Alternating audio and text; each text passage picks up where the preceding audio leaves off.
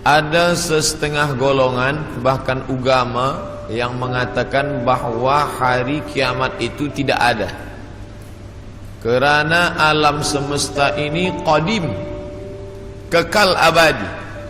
Maka dibantah dalam sifat 20, wujud, qidam, baqa, mukhalafatuhu lil hawadis, yamuhu binafsihi, wahdaniyah, qudrat, iradat, ilmun, hayat, sama', basar, kalam.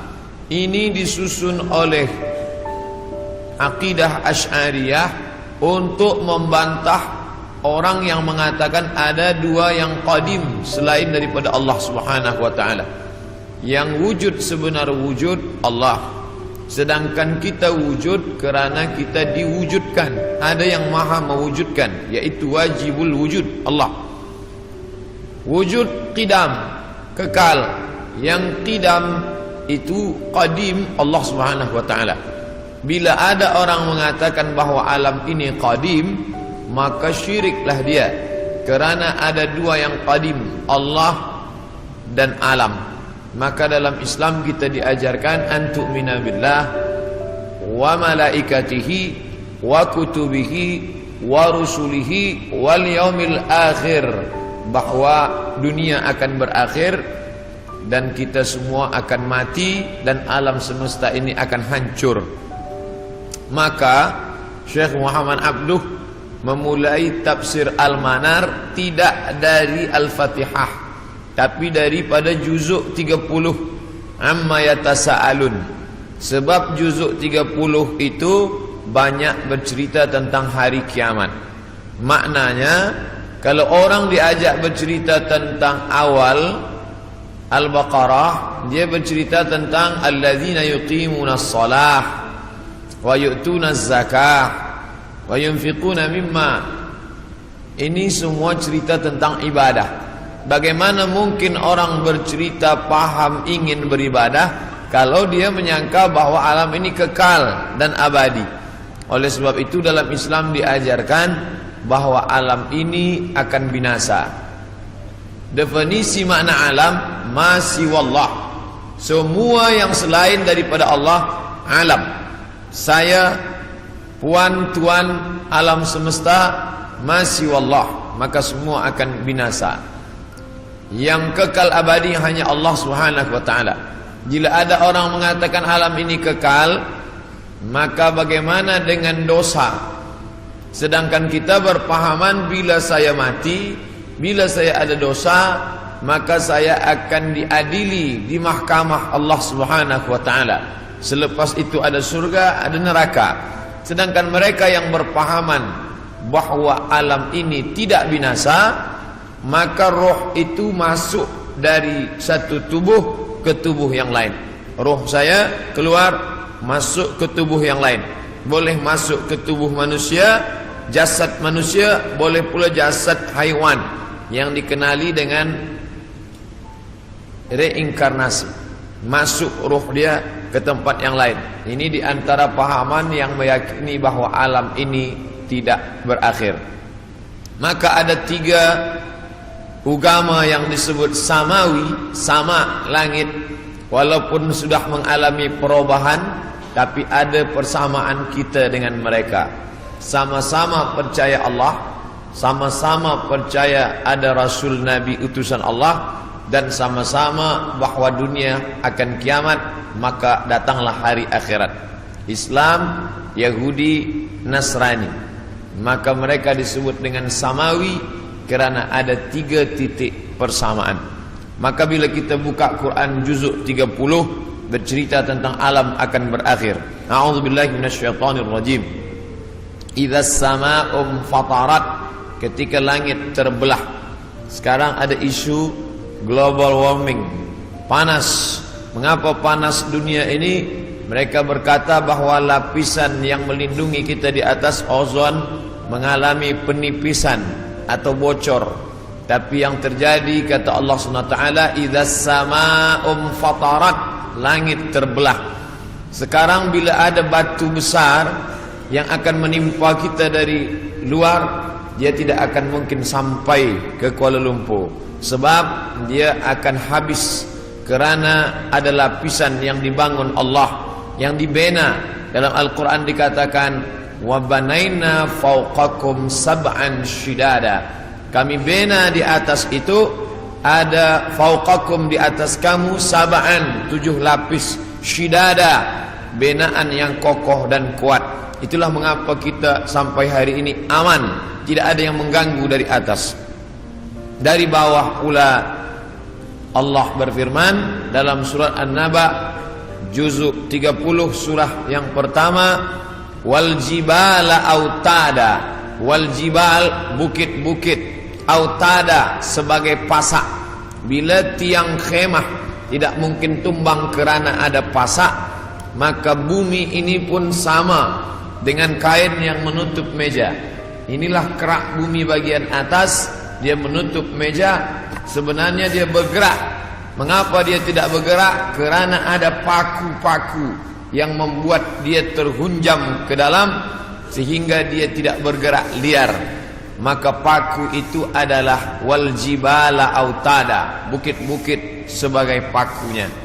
Nanti sampai masanya paku itu akan tercabut. Itulah yang disebut Allah, wa takunul jibal kal ihnil manfush. Bukit-bukit tercabut seperti bulu kambing dihembus angin. Bulu kambing dihembus angin, manakala bulu kambing dicukur ingin dibuat menjadi baju kain musim sejuk. Kerana orang Arab mengalami rihlatas syita, musim sejuk, wasaif, musim panas.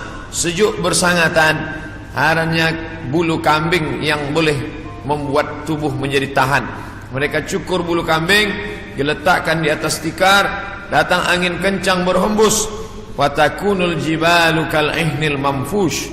Bila bulu kambing, bila bukit-bukit yang besar itu tercabut seperti bulu kambing, maka bumi pun bergerak dan kita di atasnya pun bergoncang. Itulah yang dikatakan dalam Al-Quran, wataran nasa sukara.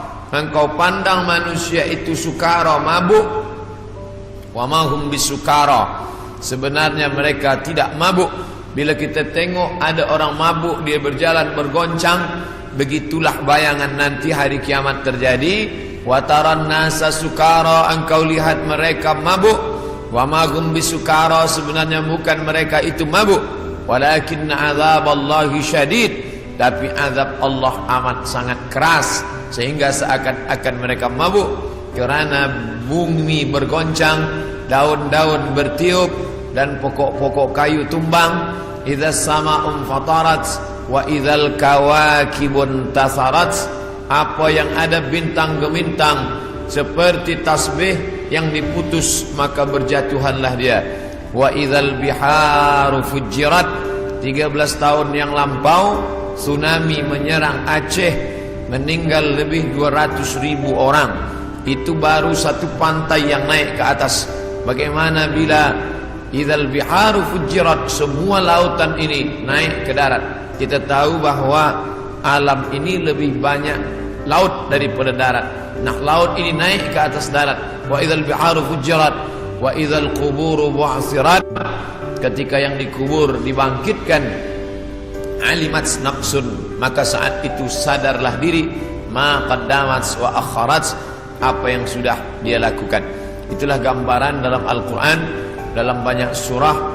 Idza syamsu kuwirat, ketika matahari digulung. Idza sama'un fatarat, kita langit terbelah. Dari mulai surat An-Naba sampai An-Nas, itu kebanyakan bercerita tentang hari kiamat. Maka saya sendiri pernah mengajarkan tafsir surah-surah pendek. Kerana dengan mengkaji tafsir surah pendek ini, juzuk 30, membangkitkan rasa takut kepada Allah, memahami bahwa alam ini akan berakhir dan dunia akan kiamat. Nah, yang jadi masalah bila dia terjadi. Maka datanglah seorang sahabat bertanya kepada Nabi Muhammad sallallahu alaihi wasallam, "Ya Rasulullah, mata sa'ah, bila kiamat itu terjadi?" Nabi tak jawab. Itu menunjukkan bahwa Allah tidak berikan wahyu kepada Nabi untuk menetapkan hari, menetapkan hari, bulan, tahun. Nabi tidak menjawab, tapi Nabi balik bertanya, "Ma'adat talaha?" Siapa tadi yang bertanya? Manakala Nabi menyampaikan tazkirah, orang ini bertanya, mata sa'ah. Nabi diam saja. Nabi terus berikan tazkirah. Selepas itu baru Nabi tanya, aina sa'il? Siapa yang bertanya tadi? Saya ya Rasulullah. Lalu kata Rasulullah, ma'a'datta laha? Apa yang sudah kau siapkan untuk hari kiamat itu? Menunjukkan bahwa hari, bulan dan tahunnya tidak diketahui siapapun.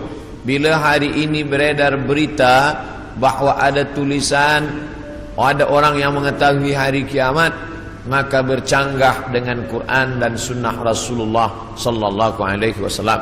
Kerana Nabi tidak pernah membicarakan itu kepada Sayyidina Abu Bakar, Umar, Uthman wa Ali wa an kulli sahabati Rasulillah ajma'in.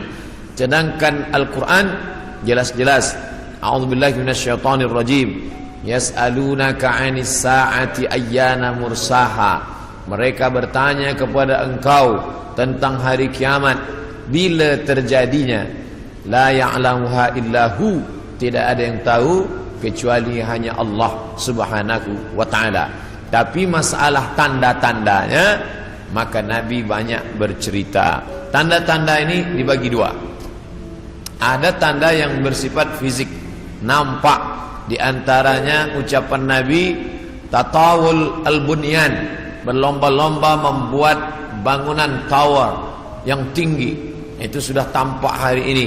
Bahkan Imam Sun'ani menyebutkan, bila ada binaan, bangunan yang lebih tinggi daripada Jabal Abi Qubais, salah satu tanda hari kiamat. Hari ini kita melihat Jabal Abi Qubais dulu bukit yang paling tinggi di samping Ka'bah. Hari ini Jabal Abi Qubais lah yang paling rendah.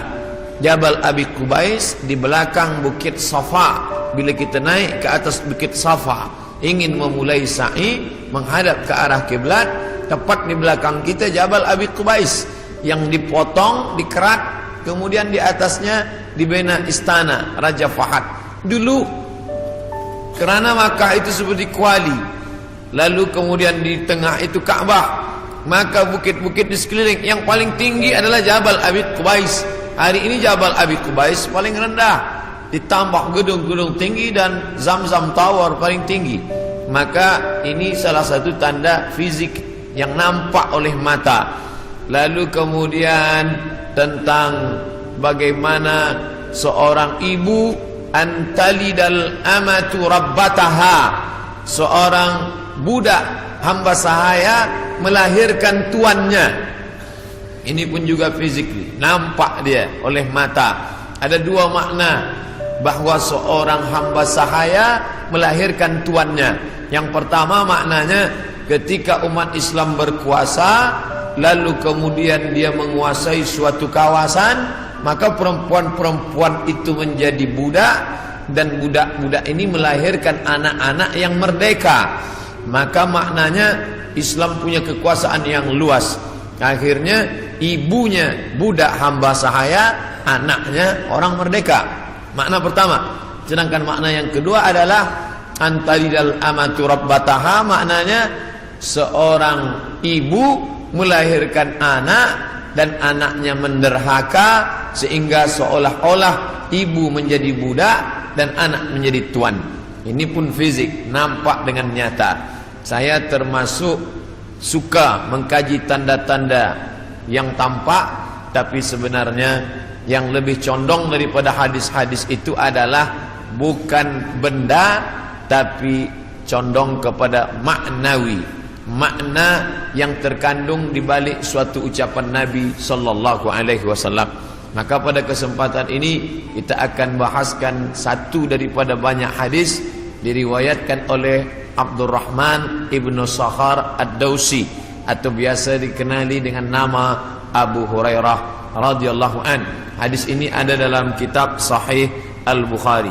Apa kata Nabi? La taqumus sa'ah, hari kiamat tidak akan terjadi hatta hingga yuqbadal ilmu. Yang pertama, dalam hadis ini ada 6 tanda. Ini yang akan kita bahaskan. Yang pertama, yuqbadal ilmu, ilmu dicabut. Innallaha la yaqbidul ilma intiza'an. Allah tidak mencabut ilmu seperti mencabut pokok kayu dengan akarnya sekali. Lalu bagaimana ilmu itu tercabut? Bi mautil ulama, dengan meninggalnya ulama. Ketika Imam Syafi'i meninggal, maka berapa cabang ilmu hilang. Imam Syafi'i alim dalam bahasa Arab, Imam Syafi'i alim dalam tafsir, Imam Syafi'i alim dalam fiqh, Imam Syafi'i alim dalam hadis, bahkan bergelar Nasirus Sunnah. Imam Syafi'i yang pertama kali menyusun usul fiqh. Lalu kemudian ketika meninggal masih ada digantikan oleh murid-muridnya, Al-Muzani, Al-Buwaiti, Rabi' Al-Muradi. Tapi kemudian makin ke bawah, maka hilanglah ilmu, maka yang muncul orang jahil yang kemudian dianggap sebagai orang berilmu. Wal'iyazubillah, na'udzubillah. Maka saya pribadi tak pernah berkata menurut paham saya, menurut pendapat saya, karena saya takut tergolong dalam orang yang disebut Nabi al-juhala, orang jahil tapi seperti berilmu. Zahirnya orang menyangka berilmu padahal tidak. Maka selalu saya mengambil pendapat ulama. Menurut pendapat Imam Syafi'i, menurut pendapat Imam An-Nawawi, menurut pendapat Ibnu Hajar Al-Asqalani, menurut Imam Az-Zahabi, menurut Imam Jalaluddin Abdul Rahman As-Suyuti, untuk menyelamatkan diri daripada juhala. Na'udzubillah. Maka nanti kata Nabi SAW, sebelum hari kiamat bermunculanlah juhala karena pandai berbicara, karena berpakaian ulama. Al-juhala yalbisuna libasal ulama. Orang jahil tapi memakai pakaian ulama, pandai berbicara, lalu orang menyangka dia alim, padahal dia tak lebih daripada orang dhalla wa adalla, sesat dan menyesatkan. Sebenarnya kiamatnya sudah terjadi pada isinya, tapi alamnya belum kiamat besar. Maka kata ucapan Nabi SAW dalam suatu hadis, idza wussidal amru ila ghairi ahlihi, bila diberikan suatu perkara bukan kepada ahlinya, bukan kepada orang yang faham, fantaziris sa'ah, maka tunggulah kiamat. Makna kiamat di situ bukan kiamat alam semesta, tapi kiamat isinya.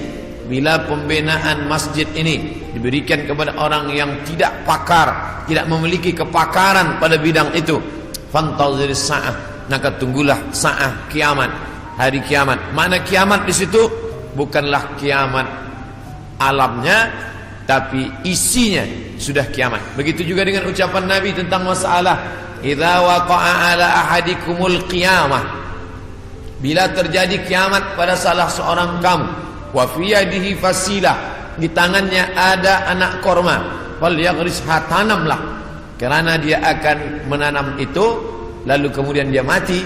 Bagaimana mungkin kiamat terjadi pada satu orang? Maka makna kiamat dalam hadis ini alamnya tidak kiamat, tapi orang itu mengalami kiamat, maknanya mati dia.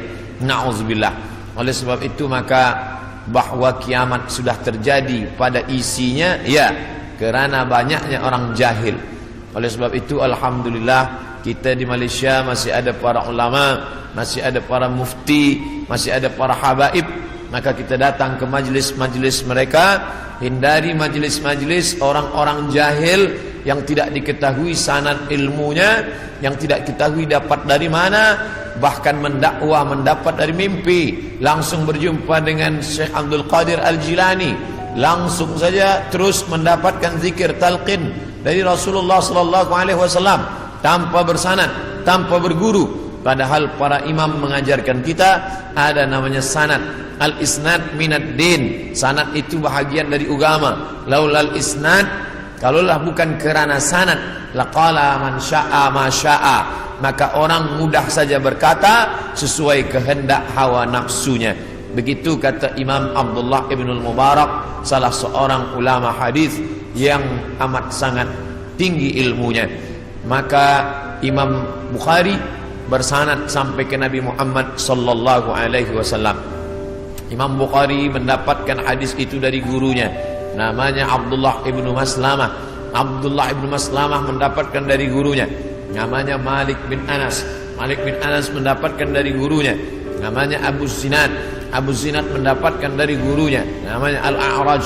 Al-A'raj mendapatkan dari gurunya namanya Abu Hurairah.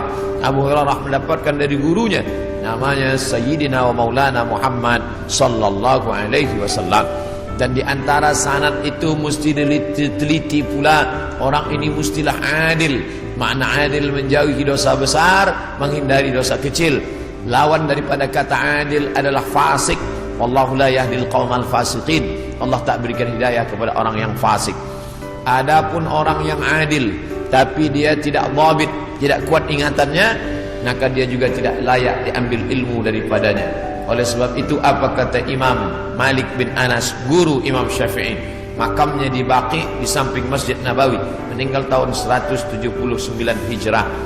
Aku berjumpa dengan 70 orang di dalam masjid ini, maksudnya Masjid Nabawi di Madinah. Andai aku minta satu di antara mereka berdoa, maka turun hujan saking makbulnya doa mereka. Tapi tidak aku ambil hadis satu pun dari ke-70 orang itu. 70 orang zuhud, ahli ibadah, abid, banyak ibadahnya, kabul doanya. Andai ku minta satu orang berdoa, turun hujan, begitulah kabulnya. Tapi aku tidak mengambil ilmu dari mereka karena tidak dhabit, kuat ingatannya. Begitulah ulama menapis supaya jangan sampai mengambil ilmu daripada orang jahil. Karena di antara tanda kiamat adalah yuqbadul ilmu, bahwa ilmu dicabut Allah Subhanahu wa taala. Maka bila kita masih ada kajian-kajian khas tafsir, khas fiqh, khas usul fiqh, khas hadis, maka kita hadir, kita dengarkan, kita fahami, kita rakamkan, kita share, maka dia bagian dari dakwah. Tapi bila itu sudah tampak banyak menyebar, sebenarnya salah satu daripada tanda hari kiamat. Yang kedua, wa taksuruz zalazil, banyak terjadi zalazil. Zilzal, gempa. Zalazil, gempa. Maka kita lihat idza zulzilatil ardu zilzalaha, bila sudah digoncangkan bumi itu, wa akhrajatil ardu asqalaha, dan dia menggoncangkan lalu keluarlah isi yang ada di dalamnya. Dulu terjadi juga gempa, faj'alna 'aliyaha safilaha, kami jadikan bagian dalam naik ke atas, bagian atas turun ke bawah. Amtarna 'alaihim, kami hujani mereka, bihijaratin, dengan batu, min sijilin mandud, dari tanah liat yang terbakar. Sudah lama terjadi, tapi hari ini terjadi lebih banyak lagi di banyak-banyak tempat. Bahkan gempa tak lagi terhitung. Hari ini terjadi di sini, hari ini terjadi di sini. Ini menunjukkan bahwa salah satu dari tanda-tanda itu sudah muncul, mengingatkan kita. Apakah dengan terjadinya ini lalu kita stres, setelah ini lalu kita tidak beraktiviti, lalu setelah ini kita tidak lagi beramal? Bukan begitu makna memahami tajuk kajian kita ini. Dengan memahami tanda hari kiamat, bukan menyuruh kita berhenti bekerja, bukan menjadikan kita menjadi tidak bersemangat untuk mencari nafkah. Malah judul tajuk kita siang ini membuat kita semakin bersemangat untuk beramal soleh, karena kita akan tetap mati menghadap Allah. Maka yang dibawa serta adalah amal-amal. Makanya dalam sebuah ungkapan, bukan hadis Nabi, i'mal lidunyaka, beramallah untuk duniamu, ka'annaka ta'ishu abada, seakan-akan kau hidup untuk selamanya. Wa amal li akhiratika, beramallah untuk akhiratmu, ka'annaka tamutu ghadan, seakan-akan kau mati besok. Maka siang ini kita salat zuhur pukul 1:30, maka seakan-akan inilah zuhur yang terakhir. Saya akan sampaikan tazkirah ini dalam 60 menit. Selepas itu kita akan buka soalan, kita akan jawab masalah-masalah yang ditanyakan terkait dengan tajuk kita sebahagian besarnya. Maka selepas mengkaji tajuk tanda-tanda hari kiamat, bukan membuat kita lalu berhenti beramal, tapi membuat kita makin bersemangat beramal. Kerana ternyata alam akan berakhir, rumah yang besar akan hancur, kereta tak dibawa serta, yang dibawa hanyalah illal ladzina amanu, iman, wa amilus salihat, dan amal-amal saleh. lain daripada itu tinggal. Maka bagi sesiapa saja yang ikut tajuk kajian kita ini, selepas ini bertambah amalnya, bertambah khusyuknya, bertambah takutnya, itulah orang yang berhasil. Adapun selepas ini tak ada perubahan apa-apa, biasa sahaja, maka termasuk orang-orang yang mubadzir. Innal mubadzirina kanu ikhwanas syayatin. Orang yang mubadzir adalah ikhwan, saudara-saudara syaitan. Mengapa begitu? Dia sudah mubadzir waktu, dia sudah mubadzir energi, dia tidak mendapatkan manfaat apa-apa. Padahal ayat-ayat yang kita baca, idza tuliyat alaihim ayatuhu, kalau dibacakan ayat-ayat Allah, zadathum imana, bertambahlah imannya.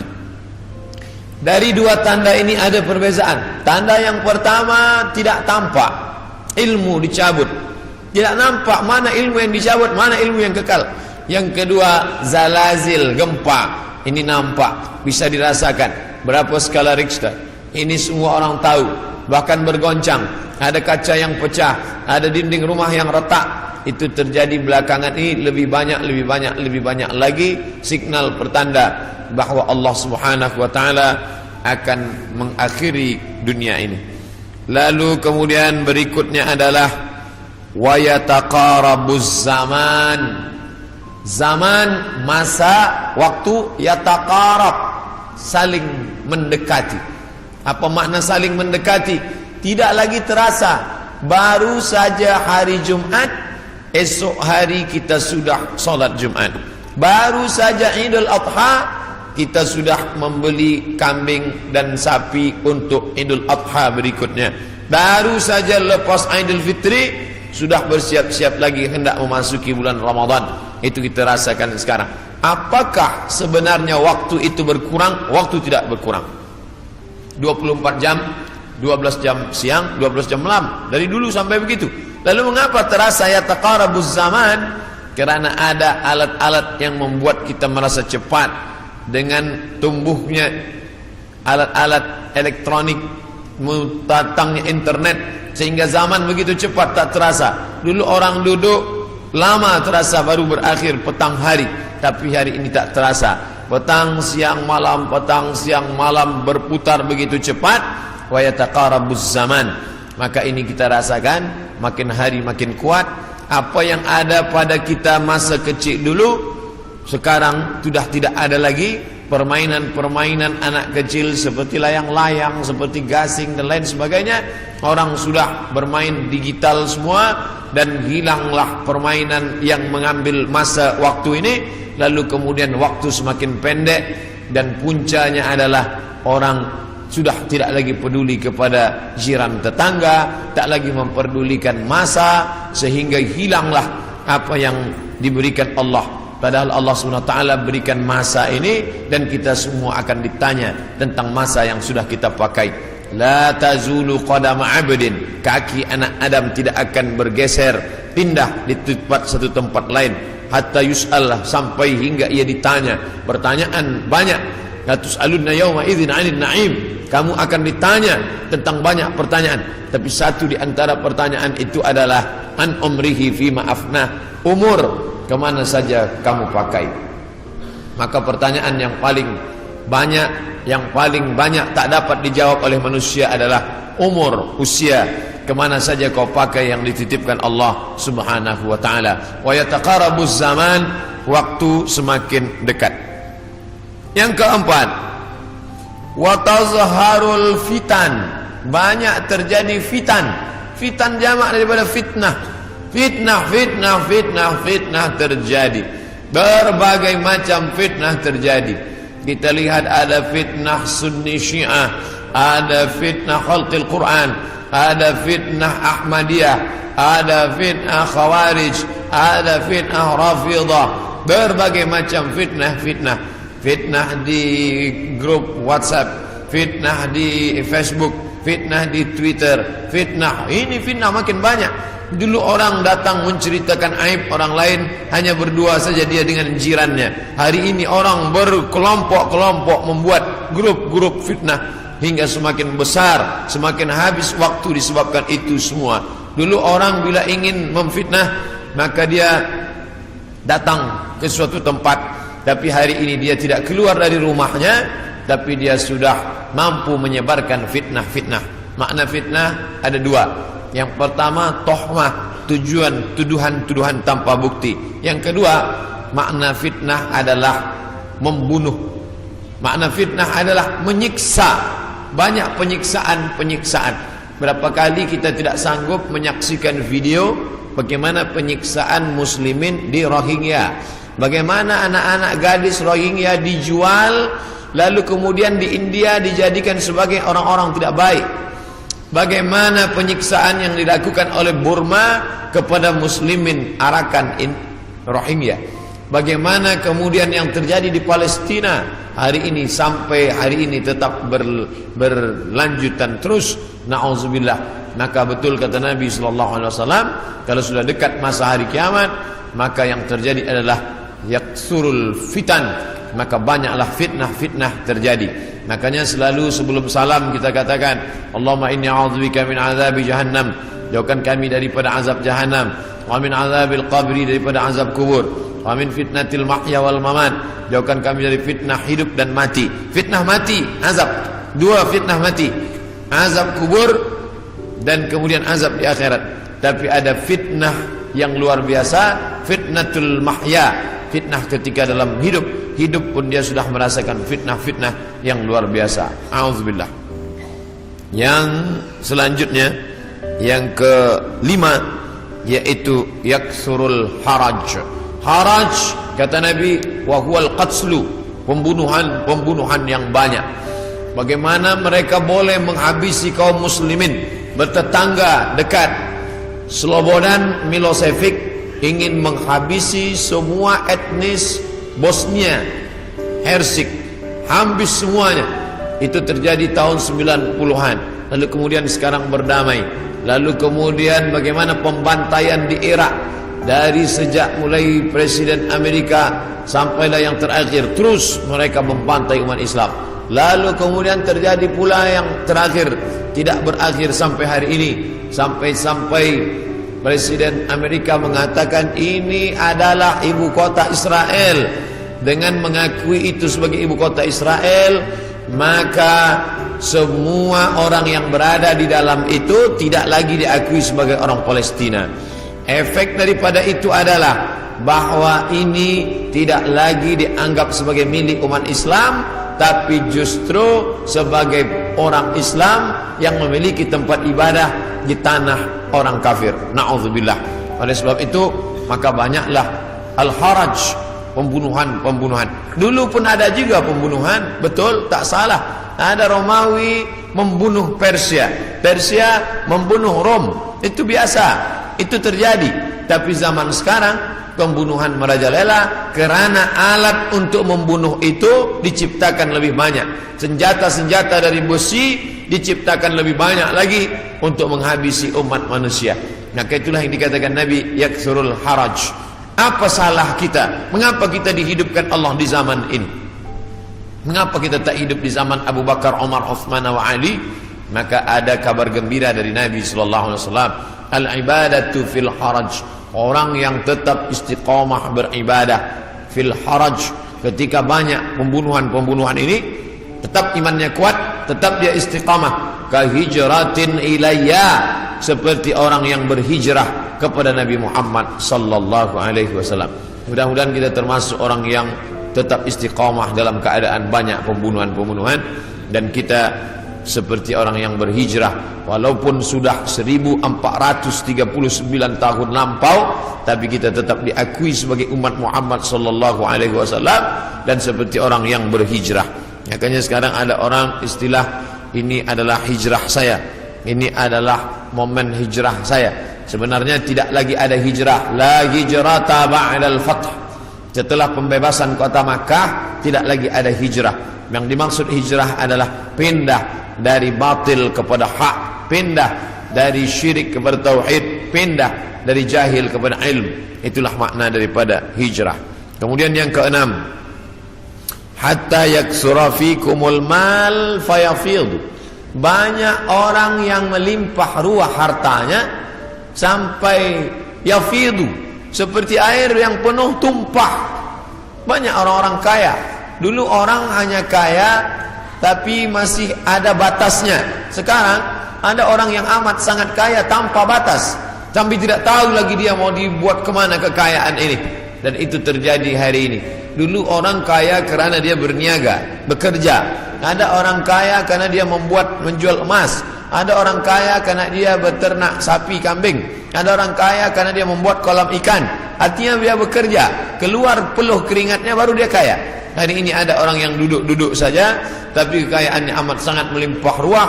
Maka apa yang dikatakan Nabi SAW terwujud hari ini, yang menunjukkan hari kiamat itu hampir saja terjadi. Bahkan ketika Isra Mi'raj pun Nabi melihat ada seorang perempuan tua yang melambaikan tangannya memanggil. Lalu Nabi bertanya kepada Jibril alaihissalam, siapa itu Jibril? Jibril menjawab, itulah dunia yang sudah tua. Walaupun sudah tua dia tetap berhias karena dia tak ingin tua.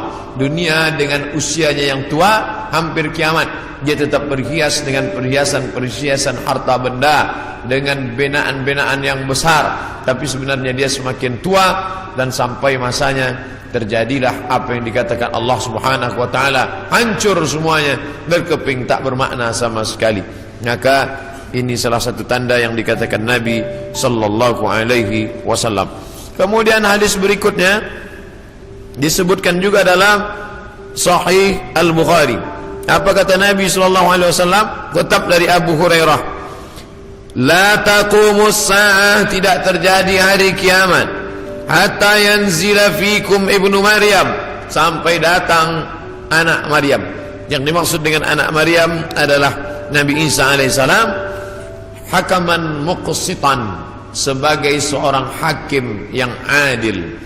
Mungkin keadilan susah didapatkan dari manusia yang condong kepada harta dan hawa nafsu, tapi kerana dia seorang nabi, bukankah dia sudah mati, meninggal dunia? Barrafa'ullah wa ma qataluhu, mereka tidak berhasil membunuhnya. Wa ma salabuhu, mereka tidak berhasil menyalibnya. Walakin syubbiha lahum, ada orang lain yang diserupakan wajahnya dengan Isa. Dialah Yudas Iskariot, dialah Yahuza, yang kemudian ditangkap oleh tentara daripada Yahudi yang benci akan Isa, dan mereka menyalibnya di tiang Golgota, dan mereka mengatakan inilah dia. Maka kata Allah, wa ma qataluhu yaqina, mereka tidak yakin seyakin-yakinnya tentang itu. Sampai akhirnya pada tahun 324 terjadilah konsili, pertemuan ijma' pertemuan seluruh pendeta-pendeta, dan mereka berhasil menyepakati di sebuah kota bernama Nisea. Sekarang letaknya di Turki. Yang dulu kota itu besar dibina oleh seorang raja bernama Konstantinopel, yang kemudian kota itu dirubah oleh Muhammad Al-Fatih menjadi kota Islambul, kota Islam, negeri Islam, yang berubah menjadi Istanbul. Maka di sana ada satu tempat bernama Nisea. Di Nisea inilah mereka bersepakat bahwa Isa adalah anak Tuhan bagian, padahal itu tidak ada disebutkan dalam Injil, tidak ada dalam wahyu Allah Subhanahu wa taala. Yu'arrifunal kalima amma wadhihi, mereka merubah-rubah kalimat yang ada dalam kitab suci sesuai dengan kemauan kehendak hawa nafsu mereka. Maka mereka tidak berhasil membunuhnya. Barrafa'ullah, Allah mengangkatnya, dan dia belum meninggal dunia sampai masanya menjelang hari kiamat. Nabi Muhammad SAW bercerita bahwa Nabi Isa ini akan turun menjadi pemimpin yang adil. Apakah dia membawa syariat baru lalu menasakh syariat Muhammad SAW? Tidak. Dia menghidupkan lagi sunnah-sunnah Rasulullah SAW. Dia menjadi imam di masjid, dia mengajak orang solat berjamaah, dia tetap menegakkan syariat Muhammad. Dia tidak menasakh apapun, kerana dia datang sesudah Nabi Muhammad, maka dia sendiri pun ikut syariat Nabi Muhammad sallallahu alaihi wasallam. Dia tidak hanya sebagai seorang ulama, dia tidak hanya sebagai orang yang faham agama, tapi dia menjadi hakaman muqsitan, sebagai pemimpin yang adil yang akan memimpin dunia. Bila ini terjadi, maka hari kiamat akan segera tiba. Ini termasuk tanda yang fisik, yang nampak, yang orangnya langsung. Tempat turunnya disebutkan di sebuah masjid bermenara warna putih di Damaskus, Syam. Maka di antara doa Nabi SAW, Allahumma barik lana fi syamina Allah barik lana fi Syamina. Ya Allah berikanlah berkah di negeri Syam. Negeri Syam disebut negeri yang penuh dengan barakah. Subhanalladzi asra bi 'abdihi lailan minal masjidil haram ilal masjidil aqsa alladzi barakna haulahu. Kami berkahi tempat itu linuriyahu min ayatina, karena kami ingin menunjukkan ayat-ayat kami kepada orang yang tidak percaya kepada ayat-ayat. Bahwa Nabi Isa datang tidak membawa syariat baru, tapi dia membatalkan syariat yang sudah dirubah oleh para pendeta. Di antaranya mereka mengatakan bahwa Nabi Isa meninggal dunia tergantung di pelang salib, maka dibantah. Fayaksirus salib, dia menghancurkan salib. Salib bahasa Arab, salib bahasa kita, palang salib. Maka Nabi Isa datang menghancurkan salib. Ini menunjukkan bahwa akidah salib itu batil, tidak dibenarkan. Karena andai dia benar, pasti Nabi Isa melanjutkannya. Yang menghancurkannya Nabi Isa sendiri. Yang mengatakan itu patung dia, maka itu dibantah oleh Al-Quran. Wa ma qataluhu, mereka tidak membunuhnya. Wa ma salabuhu, mereka tidak menyalibnya. Walakin syubbiha lahum, ada orang lain yang diserupakan dengannya. Bila ada orang berkata, kamu jangan kaji-kaji agama kami, jangan bahas-bahas agama kami, urus sajalah agama kamu.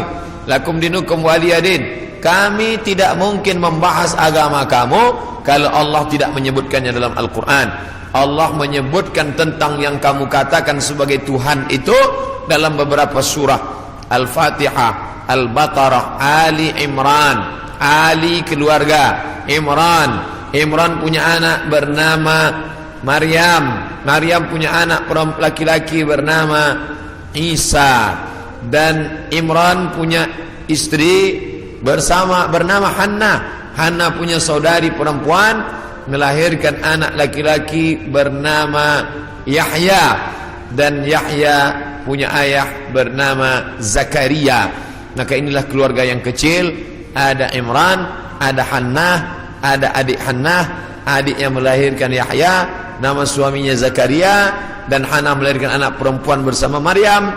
Dan Maryam punya anak laki-laki bernama Isa alaihissalam. Ini keluarga orang baik-baik, ini keluarga orang yang saleh. Dan mereka itu tidak pernah mengaku dirinya Tuhan. Mal Masih ibnu Maryam illa rasul. Al-Masih tak lain tak bukan hanyalah seorang rasul. Qad khalas min qablihi rusul, yang sebelumnya sudah ada rasul-rasul. Adam, Idris, Nuh, Salih, Ilyas, Ilyasa, Zakaria, Musa, Yahya, Zulkifli, Daud, Sulaiman, Ayyub, semuanya meninggal dunia. Maka Nabi Nabi Isa alaihissalam pun juga akan meninggal. Hanya saja dia meninggal tidak seperti Nabi yang lain, hidupnya habis berakhir. Nabi Isa akan datang sekali lagi dan dia akan menghancurkan salib-salib. Berikutnya, wa yaqtulul khinzir, dia akan membunuh babi. Apa makna membunuh babi? Kerana mereka menghalalkan babi, seakan-akan babi itu halal, padahal Nabi Isa tidak makan babi. Lalu siapa yang merubah ajaran Isa sehingga mereka menghalalkan babi? Maka yang merubah adalah Paulus. Kata Paulus, sejak Isa disalib menembus dosa manusia, maka semua binatang menjadi halal. Begitu juga dengan khitan. Nabi Ibrahim berkhitan, turun kepada Nabi Musa berkhitan, turun kepada Nabi Isa berkhitan. Tapi dispesongkan, diselewengkan oleh Paulus yang bernama Saul, tidak pernah belajar kepada Isa, tapi lalu kemudian mengaku diangkat sebagai rasul oleh Isa, maka disebut namanya dengan Rasul Paulus. Maka ini dibantah oleh Al-Quran sama sekali. Maka Ibrahimu Yahudian, Ibrahim bukan Yahudi, wala Nasranian, Ibrahim bukan Nasrani, walakin syubbiha lahum, walakin kana hanifan musliman, dia seorang muslim, hanifan, condong kepada kebenaran, muslim, wa ma kana minal musyrikin, dia tidak mempersekutukan Allah Subhanahu wa taala. Sedangkan Yahudi dan Nasrani mempersekutukan Allah. Yahudi mempersekutukan Allah dengan Uzair. Wa qalatil yahudu Uzairun ibnullah, orang Yahudi berkata Uzair anak Allah. Sedangkan Nasrani mempersekutukan Allah dengan Yesus, dengan Isa. Wa qala an-nasara al-masih ibnullah, Nasrani berkata Al-Masih anak Allah. Maka Al-Quran membantah. Bila ada orang mengatakan jangan kaji-kaji tentang agama orang lain, kita tidak mengkaji agama orang lain. Kita sedang mengkaji Al-Quran, kitab suci kita yang bercerita tentang penyelewengan ajaran Nabi Isa alaihissalam. Ini mesti diluruskan, karena yang kita kaji adalah Al-Quran dan sunnah Nabi Muhammad sallallahu alaihi wasallam. Wa yada'ul jizyah, Nabi membatalkan jizyah, upeti, pajak yang sebelumnya diterapkan oleh Raja Romawi dan Persia. Mereka hidup dengan cawan-cawan emas, pakaian sutra, tempat tidur yang tebal, dengan banyak-banyak pasangan, dengan istana yang megah.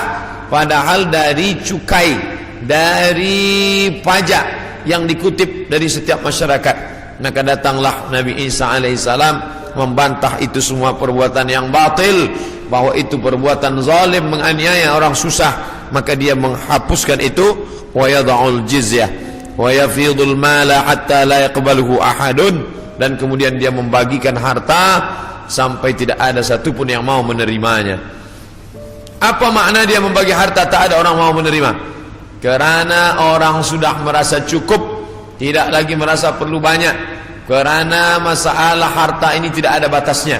Lau kana li bani Adam wadiyan min dhahab, seandainya manusia itu memiliki satu lembah daripada emas, ini ada bukit, di sini ada bukit, ada tanah yang turun ke bawah, tempat bercocok tanam, lalu kemudian berubah dia menjadi emas, maka manusia tidak pernah berkata cukuplah emas yang banyak ini, tidak, tapi dia akan berkata mana lagi, mana lagi. Dia terus meminta, walan tamla fahu illa turab, sampai mulutnya diisi tanah, masuk ke liang lahat, barulah dia merasa cukup, barulah dia katakan enough, barulah dia katakan cukup, tidak lagi lebih daripada ini. Maka oleh sebab itu ketika Nabi Isa alaihissalam membagikan harta, ini harta, dia katakan tidak, kami tidak mau menerimanya, karena kami tidak ingin mati membawa harta, tapi kami ingin mati membawa amal yang saleh. Kita lanjutkan. Yang terakhir, hadis masih dari Abu Hurairah radhiyallahu anhu, kitabnya Sahih Bukhari.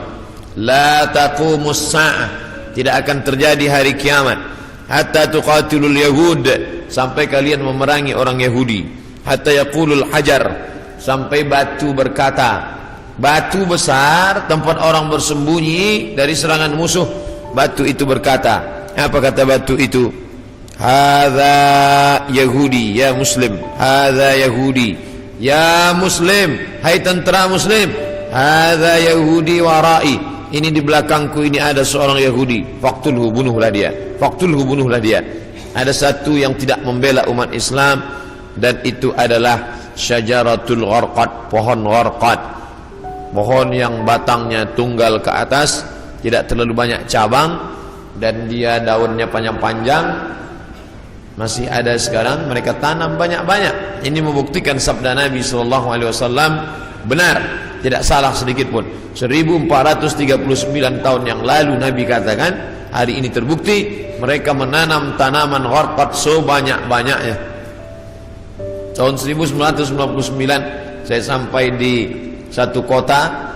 Kota ini dibagi dua karena perjanjian Camp David. Sebelah diambil oleh Mesir, sebelah dijajah oleh Israel. Tampaklah tentara-tentara berjaga di perbatasan. Maka Rafah, nama kota tersebut Rafah. Maka kita bisa melihat menghijau. Sementara yang di Mesir ini menguning gurun pasir, sedangkan yang di sana menghijau. Kenapa hijau? Mereka tanam pohon gharqad. Nabi sudah mengatakan itu 14 abad yang lalu, bahwa mereka akan bersembunyi di balik pohon gharqad. Subhanallah, Masya Allah, Tabarakallah. Mereka bersembunyi di belakang batu-batu, berkata, ya Muslim, hai tentara Muslim, ada Yahudi di belakangmu, ini di belakangku ada Yahudi, faqtulu, bunuhlah dia. Oleh sebab itu maka ini hadis mukjizat Nabi SAW luar biasa. Andai orang Yahudi itu musnah, seperti musnahnya kaum Ad, kaum Thamud, kaum Madian, kaum Iram, kaum Fir'aun, musnah. Tapi Yahudi tidak musnah, dia tetap kekal sampai hari ini, sampai terwujudnya janji Nabi Muhammad bahwa tidak akan terjadi hari kiamat sampai kamu memerangi Yahudi. Yahudi di dunia ini jumlahnya hanya hanya 16 juta saja. 6 juta di Palestina, menjajah Palestina, yang 5 juta di Amerika, sisanya yang 10 bertebaran di atas muka dunia. Ada Yahudi Rusia, ada Yahudi Arab Maghribi, Maroko, ada beberapa Yahudi di Maghribi, karena ketika itu raja daripada Spain mengusir seluruh pendatang dan larilah mereka ke negeri Islam. Ini menunjukkan Yahudi antara tiga, dia tidak dapat diterima oleh Nasrani, tapi dia bisa diterima oleh Islam. Islam menerima mereka marhaba ahlan wa sahlan, sampai mereka punya negeri, bercucu, bersahabat, berkawan dengan kaum muslimin yang ada di Maghribi, kerana mereka diusir dari Andalusia, padahal mereka dekat dengan Andalusia, dekat dengan Kristian, dekat dengan Nasrani, tapi mereka justru lebih nyaman, lebih dekat berkawan dengan orang Islam, karena Muslim itu wa ma arsalnaka illa rahmatan lil alamin. Apapun yang terjadi, kita tetap siap siaga. Mau kiamat terjadi hari ini, besok, pagi, petang, kita tetap beriman dan beramal soleh. Maka saya tidak menjelaskan secara panjang lebar tentang masalah satu persatu, tapi kita kaji berdasarkan beberapa hadis-hadis Nabi Muhammad sallallahu alaihi wasallam. Yas'alunaka 'anis sa'ah, mereka bertanya kepadamu tentang hari kiamat. Qul la yujalliha illa liwaqtiha, la yujalliha liwaqtiha illa hu, tidak ada yang dapat mengetahui waktunya kecuali Allah Subhanahu wa taala. Adapun ada orang mengatakan tak sampai 1500, hanya sekitar beberapa tahun lagi, itu ijtihad dia. Tolong kita bedakan antara hadis dengan ijtihad orang terhadap hadis. Ini hadis, ini ijtihad hadis. Jangan katakan ijtihad ini adalah hadis, karena hadis ini dari Nabi, sedangkan ijtihad adalah dari ulama yang membaca hadis-hadis Nabi Muhammad sallallahu alaihi wasallam.